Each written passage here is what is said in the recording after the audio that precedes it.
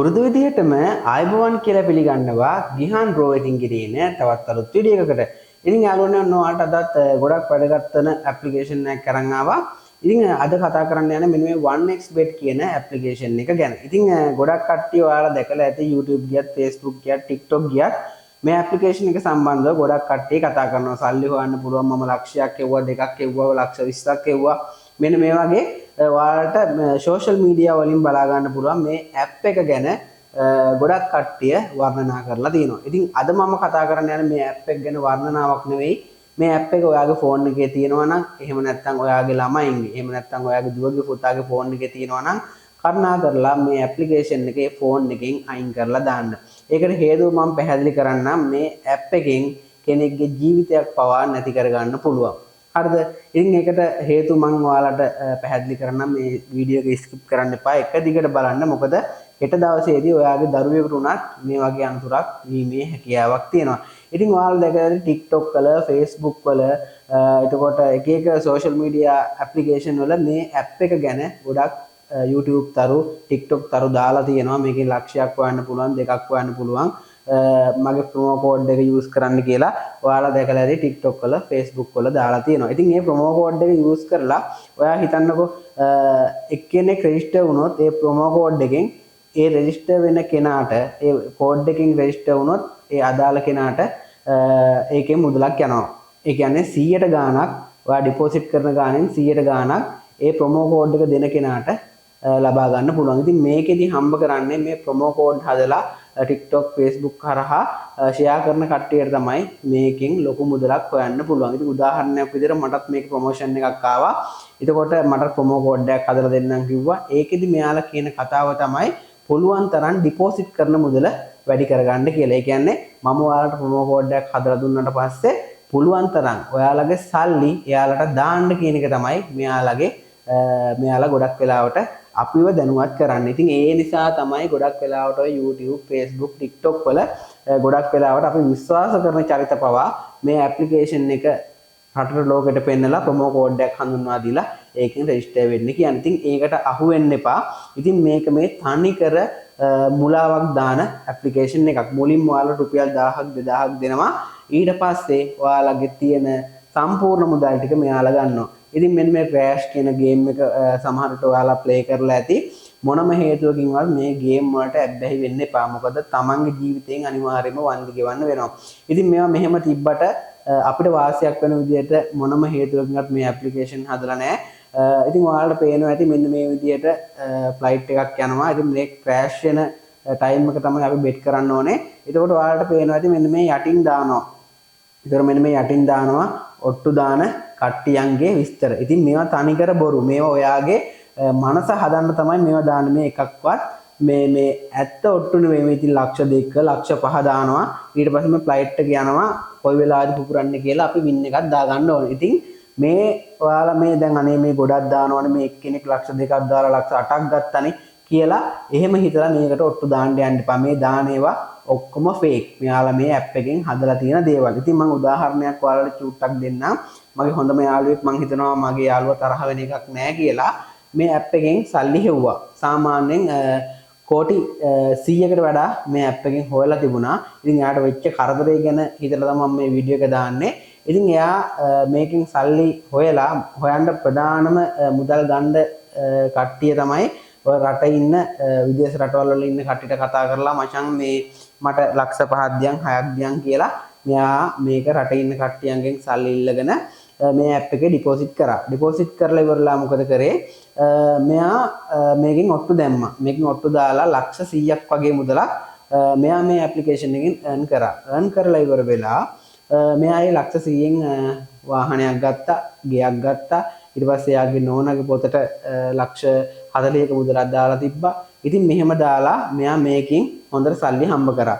ඊට පස්සේ අර රටේ ඉන්න යාළුවන්ගෙන් ගත්ත ණය ටික ඔක්කොම නිදහස් කරා. එතකොට නිදහස් කරලා මෙයා ඒකෙන් නැවතුනේ නැහැ. එතකොට මේ ඇප්ලිකේෂන් එකේ මේ ප්ලෑන් එකක් තමයි එයාගේ ඔළුවට දුන්නේ. මොකද මෙයා මේකට ලක්ෂ 20ක් විතර ඩිපොසිට් කරලා තමයි ලක්ෂ 100ක මුදල හොයාගෙන තිබුණේ. ඊට පස්සේ වෙච්ච දේ තමයි දැන් මෙයා ලක්ෂ 100ක් හොයාගත්තා. ඒ ලක්ෂ 100ට අමතරව මෙයා වියදම් ටික හදාගත්තා. කියන වාහනයක් ගත්තා, ගෙයක් ගත්තා, යාගෙන ඕන පොතට සල්ලි දැම්මා. මෙහෙම දාලා යාළුවන්ගේ ණය ටිකක් ගෙව්වා. ඊට පස්සේ මොකද්ද කරන්න පටන් ගත්තේ? මෙයා මෙතනින් නැවතුනේ නැහැ. ඊට පස්සේ මෙයා අර නෝනාගේ තිබ්බ පොතේ තිබ්බ සල්ලි මේ ඇප් එකට දාලා සෙල්ලම් කරන්න පටන් ගත්තා. එතකොට මේ මගේ හොඳම යාළුවෙක්. ඒ නිසා තමයි මේ වීඩියෝ එක හදන්නේ.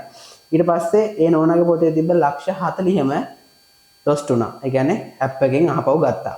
ඊට පස්සේ මොකද කරේ මෙයා ගාව තිබ්බ වාහනේ විකුණුවා. මං හිතන්නේ ලක්ෂ 40කට වගේ වාහනේ අරන් තිබ්බේ. අන්තිමට ලක්ෂ 30කට තමයි වාහනේ විකුණලා තිබ්බේ. ඊට පස්සේ ඒ ලක්ෂ 30ත් මේ ඇප් එකට දාලා මෙයා මේක සෙල්ලම් කරා. ඒ ලක්ෂ 30ත් පෙරදුනා. ඊට පස්සේ මොකද්ද කරේ? තව තියෙන ඔප්ෂන් දෙකයි අර ගේ. එතකොට ඒ ගේ විකුණන්න විදිහක් නැහැ. මොකද ඒක දැනටමත් කුලියට දීලා තියෙන නිසා. ඉතින් ඒ ගේ විතරක් ඉතුරු කරගෙන ඊට පස්සේ අහපව් කරේ අර රටේ ඉන්න යාළුවන්ගෙන් සල්ලි ඉල්ලුවා. සල්ලි ඉල්ලලා මම හිතන ලක්ෂ 25කට වැඩි ගාණක් ඉල්ලලා තිබ්බා. ඒ ලක්ෂ 25ත් අරගෙන දැන් මේ ඇප්ලිකේෂන් එකට තමයි දාලා ඉවර වෙලා ඒ සල්ලිත් ඉවර වුණාට පස්සේ දැන් මෙයා නායකාරයෙක් වෙලා ඉවරයි. ඊට පස්සේ මොකද කරන්නේ? දැන් මෙයා කල්පනා කරන දැන් මෙයාට විකුණන්න දෙයක්වත් නැහැ. ගේ හොඳ වෙලාවට කුලියට දීලා තිබ්බ නිසා ගේ ඉතුරු වෙලා තිබ්බා. දැන් මෙයාට විකුණන්න දෙයක් නැහැ. හැමදේම විකුණලා. ඉතින් මෙයා රජයේ වෙළඳ ආයතනයක තමයි වැඩ කරේ. ඊට පස්සේ වැඩට ගියාට පස්සේ මේ මමත් පෞද්ගලිකව ඒ ආයතනයේ වැඩ කරලා තිබුණා. ඉතින් ඒකයි අපේ හිතවත්කම ඇති වෙන්න ප්‍රධාන හේතුව. ඒ ආයතනයේ උඩ තියෙනවා සාමාන්‍යයෙන් මිනිස්සුයෙකුට ඇතුළත් වෙන්න පුළුවන් වගේ පොඩි කවුලුවක්. එතකොට මේ කවුලුවෙන් සාමාන්‍යයෙන් මිනිස්සුයෙකුට ඇතුළත් වෙන්න පුළුවන්. ඉතින් අපි ගොඩක් වෙලාවට ආයතනයෙන් එළියට එනකොට අනිවාර්යෙන් ඒ උඩ ජනෙල් වහලද තියෙන කියලා හොඳට පරීක්ෂා කරලා තමයි එන්නේ. ඉතින් කොහොම හරි දැන් මෙයා ඉන්නේ ආර්ථික ප්‍රශ්න කොටකනේ. ඉතින් මෙයා වැඩට ගිහිල්ලා අර උඩ තියෙන කවුලුවක් ඕපන් කරනවා. දාඩිය නිසා මචං අපි මේක ඇරලා තියමු කියලා ඒක ඇතුලේ ඉන්න යාළුවන්ටත් කියලා මෙයා මේ කවුලුවක් ඕපන් කරනවා. ඕපන් කරලා මොකද කරන්නේ? අනිත් කට්ටියටත් මේක අමතක වෙනවා. සහ මෙයා කපටිකමෙන්ම තමයි ඒක ඕපන් කරලා තියලා ආයතනයේ වහලා ඉන්නේ. ඉතින් ගොඩක් වෙලාවට මම වැඩ කරන ආයතනයේ අපි සේප්පුවේ යතුරු පෞද්ගලිකව අපි ගෙදර අරන් එනවා. මේ ආයතනයේ සේප්පුවේ යතුරු ආයතනෙම තියලා තමයි එනවා කියන්නේ. එතකොට සේප්පුව ඒ කියන්නේ ආයතනයේ අරින යතුරු ටික විතරයි අරන් එන්නේ. මේ අනිත් යතුරු ටික සේප්පුව යතුරු ටික ලාච්චුවක දාලා තියලා එනවා. ඉතින් මෙයා මොකද කරේ? අර උඩ කවුලුව වැහුවේ නැහැ. රෑ 11ට 12ත් අතර ෂොප් එක වහලා ගියාට පස්සේ නැවතත් ටවුන් එකට ඇවිල්ලා අර වහපු නැති කවුලුවෙන් මේ ආයතනයට ඇතුල් වෙලා තියෙනවා. ඇතුල් වෙලා සේප්පු වැරලා ලක්ෂ 5ක මුදලක් අරගෙන ඒ වෙලෙම ඒ මොහොතේම මේ ඇප් එකට ලක්ෂ 5 දාලා තියෙනවා. දාලා ඒ වෙලෙම සෙල්ලම් කරලා ඒ ලක්ෂ 5ත් ලොස්ට් වෙලා තියෙනවා. ඊට පස්සේ පහවදා කට්ටිය ආයතනයට එනකොට දැන් බලනකොට සේප්පුවෙන් සල්ලි අරගෙන ඊට පස්සේ උඩ කවුලුව බලනකොට ඒකත් ඇරලා ඊට පස්සේ CCTV චෙක් කරනකොට සම්පූර්ණ විස්තර ටික හම්බුණා. මොකද ආයතනයේ CCTV නෑ. නමුත් ටවුන් එකේ CCTV චෙක් කරනකොට ඒ CCTV වල තියෙනවා මෙයා ආයතනයට පනිනවා සහ අවට කැරකි ඉන්නවා. ඉතින් මේ වෙනකොට අත්අඩංගුවේ තමයි ඉන්නේ. කරන්න දෙයක් නැහැ. ඉතින් මේ ඇප් එක නිසා තමයි මේ මිනිස්සයා මාරු වැටෙන්නේ. ඒකට කෙනෙකුට හිතන්න පුළුවන් තණ්හාව කියලා නෑ. තණ්හාව නෙවෙයි. මේක තණ්හාව ඇති කරන ඇප්ලිකේෂන් එකක්. මොකද රුපියල් 1000ක් දැම්මාට පස්සේ ඒක ලොස්ට් වුණාට පස්සේ අපි හිතනවා මේකට 2000ක් දාන්න ඕනේ. මෙහෙම ලොස්ට් වුණාට පස්සේ මොකද වෙන්නේ? අපි නැවත උත්සාහ කරන්නේ අපිට ලොස්ට් වෙච්ච ගාන කවර් කරගන්න. ඉතින් ඒ නිසා ඔයාගේ දුවගේ පුතාගේ ෆෝන් වල මේ ඇප්ලිකේෂන් එක තියෙනවා නම් අනේ කරුණාකරලා අයින් කරන්න. මේකෙන් සල්ලි හොයන්න බෑ. කෙනෙක් කියන්න පුළුවන් මම නම් ඔබෙන් ගේමක් ගහනවා මම 1000 ගානේ දවසට හොයනවා. එහෙම හැමෝටම කරන්න බෑ. මොකද මේක තණ්හාව හැදෙන ඇප්ලිකේෂන් එකක්. මොකද මේක දැන් මේ ඔයාලට පේනවා මේ වින මෙච්චරක් තියෙනවා ලොස්ට් එක මෙච්චරයි කියලා. මේවා තනිකර බොරු. මේ කම්පියුටර් ජිල්මාට්. මේ දාන ඔට්ටු තනිකරම බොරු ඔට්ටු මේ දාන්න. ඔයාව ඒ කියන්නේ මේ ඇප් එකට ඇදලා ගන්න තමයි මෙයාලා මේ තියරිය කරන්නේ. ඉතින් මේ මොකද මට ආවා මේකේ ප්‍රොමෝෂන් එක කරන්න මම ඒක කරේ නෑ. මෙයාලා කියන්නේ පුළුවන් තරම් ප්‍රොමෝ කෝඩ් එක යූස් කරලා ෂෙයා කරලා මිනිස්සුන් දැනුවත් කරලා මේක රෙජිස්ටර් කරවලා ඔයාලගේ ඩිපොසිට් මුදල වැඩි කරන්න කියලා. එතකොට අපිට තමයි මේකෙන් හම්බ කරන්න පුළුවන්. ඔයාලා හැමදාම දුකේ. තේරුණාද? ඉතින් මම ඒක බාරගත්තේ නෑ.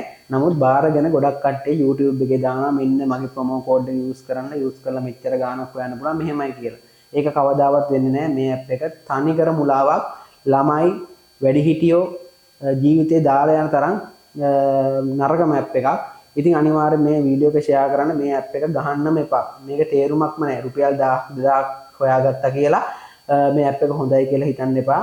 මොකද ඊට පස්සේ අපි කෙලින්ම 1000න් 2000න් යන්නේ 10000ට 10000න් 50000ට 50000න් ලක්ෂයට ඊට පස්සේ ලක්ෂ 10 20 ඊට පස්සේ ගෙවල් දොරවල් උකස් තියලා පවා අපිට මේකට සල්ලි දාන්න හිතෙනවා. ඉතින් ඔය කවුරු කිව්වත් මේකේ තියරියක් තියෙනවා. ඉතින් මම දැකලා තියෙනවා ගොඩක් කට්ටිය මේකේ කෝසස් විකුණනවා YouTube එකේ.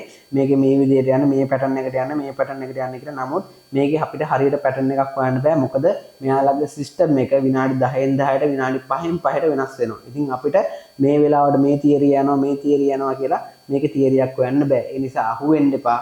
මේක තනිකර මුලාවක් දාන ජීවිතේ නැති කරන ඇප් එකක්. පුළුවන් තරම් ෆෝන් වලින් තියෙනවා නම් අයින් කරලා දාන්න.